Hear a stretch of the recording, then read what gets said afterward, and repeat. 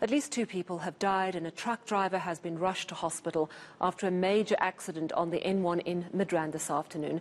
The driver of a truck transporting vehicles lost control on the highway just before the new road off-ramp. Now, the truck caught a light, causing serious delays. Manqoba Mchunu is at the scene for us. So, Manqoba, when we spoke last, you spoke of these 2 fatalities and the bodies had been trapped inside the vehicles. What can you tell us about that? Well, Sally, I can tell you that the forensic pathologists have now removed those 2 bodies from the scene. In fact, it is the drivers of the 2 vehicles here behind me. I'm just going to step out of shot just so that you can see how bad this accident was here, Sally. What happened is that that truck had tried to avoid another vehicle, and then it hit this barrier and jumped over the barrier facing oncoming traffic on the north side of the freeway. And those 2 cars, of course, colliding with this truck when it did cross over that barrier. It did burn and then caught a light, and we do understand that those 2 vehicles also caught a light. The drivers of the 2 vehicles, unfortunately, they were burnt beyond recognition. That's what we're hearing from some of the emergency personnel that are here on the scene. So in terms of the injuries, as you've said, Sally, 2 of those drivers have been killed, and the driver of the truck has been rushed to a hospital nearby. We do understand that he sustained minor injuries from this particular accident. But there are also other vehicles that were affected by this particular accident that were hit by some of the parts that had come off the truck, but none of those drivers were injured in this particular incident. I mean, it is truly astonishing, as you tell us what actually happened, that the truck was travelling in a southerly direction on the N1, hit the barrier and actually flipped onto the northern side of the highway. 2 fatalities, the truck driver injured and in hospital.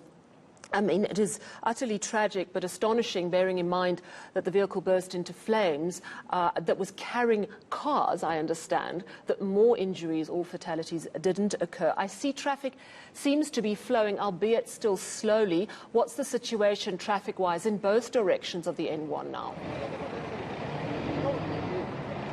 Well, Sally, traffic is starting to move a bit slowly, and you can see here on this particular side, on the north side, which is facing towards Pretoria. So 3 lanes have been closed here due to this accident. The emergency personnel are still busy on the scene, and we also can see that the cleanup operations have begun. There's also a vehicle that is coming to remove these vehicles that are here on the scene. But now, up until now, Sally, this particular stretch of road is still closed. So 2 of the lanes are open for traffic for now, and emergency personnel saying that it could take quite a while before they can clear these vehicles from the scene. But on the south side has been open to traffic, except the 1 lane where the other part of the truck is still protruding on that particular stretch. So I can tell you, Sally, just looking from the horizon there behind me, there's definitely quite a lot of traffic, especially on the side that's heading towards Pretoria. But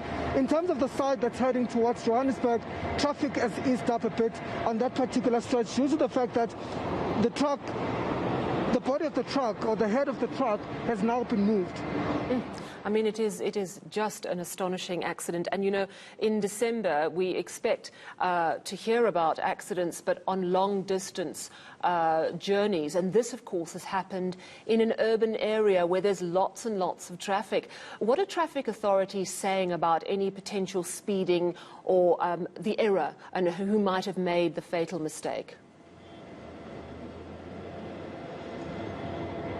Sally, we've not been able to speak to traffic officials, and that's because they were not here on the scene. But we have managed to speak to Wayne Mina, who did explain that, in fact, traffic has been hardly hit here on this particular stretch of road. They're quite concerned, given the fact that we're now heading towards the festive season, a period where we see a spike in the number of these accidents. So they're really saying that they're hoping that there won't be a lot of people that are involved in accidents. There won't be a lot of blood being shed on the roads this festive season. Of course, they're saying that they're going to be intensifying their campaigns to try and ensure ensure that drivers abide by the rules of the road. And in terms of those road safety campaigns, they're also saying that they cannot do it alone, pleading, of course, with motorists to also play their part in ensuring that they abide by the rules of the road, and to ensure that they also avoid accidents and scenes